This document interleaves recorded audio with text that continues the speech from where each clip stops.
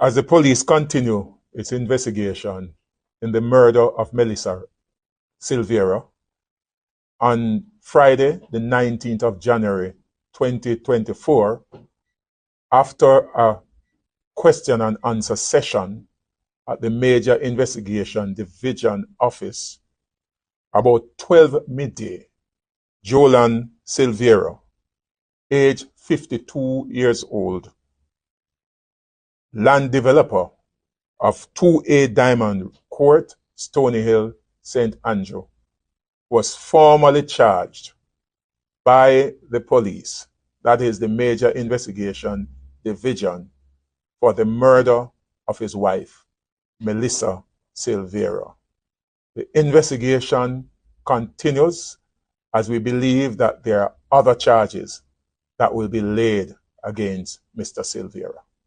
I wish to express appreciation and thanks to every member of the investigative team, those at Major Investigation Division led by Superintendent Hilton.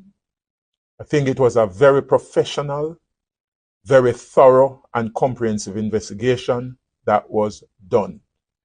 It also demonstrated that the JCF is progressing very well and there is great integration of all the various departments within the force as we seek to create a safer Jamaica.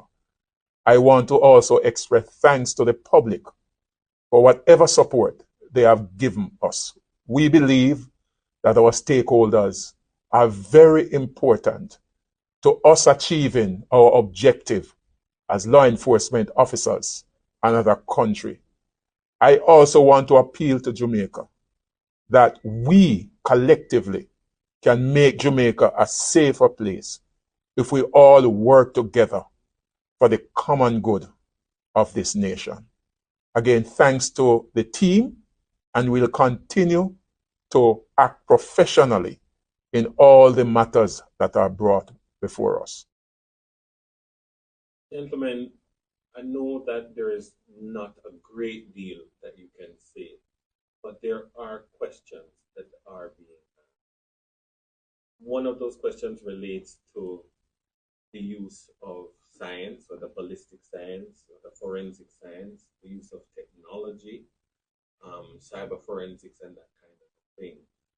How much can you share with us about that aspect of the investigation and whether or not it has helped to bring us to this point of a charge? All right. I will answer the part regarding, as you know, the JCF continues to explore science as an important part of what we do.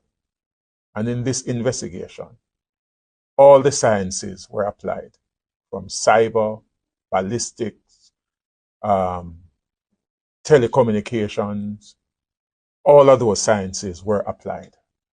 And I will hasten to say that this case was not one of the easiest ones for us, but because there is a level of competence within the organization. We have the skill sets, very bright individuals who are well trained at a first world standard. And this has resulted into us achieving what we have achieved. We have some excellent investigators.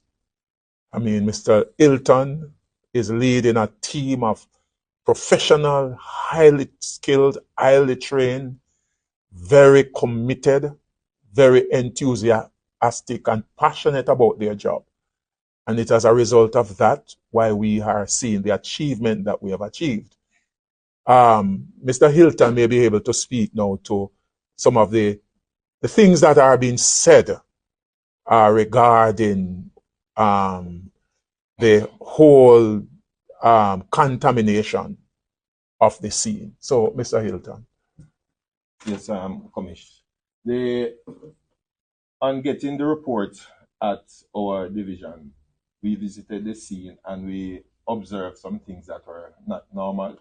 As such, we employed the services of all our technical experts from ballistics, from the CFCB, and other technical persons, and it has proven to us that some of our suspicions were correct. We continue to work with them. We have not yet completed all the works, but we have had sufficient information to move forward with the case, and we continue to do that. And I will say, in addition to what Mr. Hilton has spoken of, the story about the renovation of the home is factual. It's factual. Can you speak to the extent of the renovation? The room has been completely tiled. I've seen where signs of paint job. We've seen signs where items of furniture have been changed. In terms of when a body or when a person who is deemed to be dead is taken to a medical facility, the role of the doctor is basically to confirm if the person is dead. If the person is not dead, then automatically they will respond based on their own training. But the person who pronounces an individual dead is not even requested to attend court, because after that, it triggers other processes, for example, post-mortem. So essentially, that's it. So I heard the issue about how in relation to the instant case, why the doctor that pronounced the individual dead did not see that he suffered gunshot wound. That is not the role of the doctor, really. It's the post-mortem that will reveal that.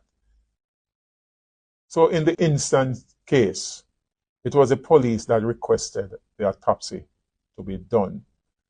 So I know that the issue of cover-up is a public discussion, but if the same police officer who went on the scene requested a post-mortem to be done, then in my own understanding and assessment of that, there is no inkling or inclination that there is a cover-up, because the post-mortem really is to reveal the cause of death, sudden death.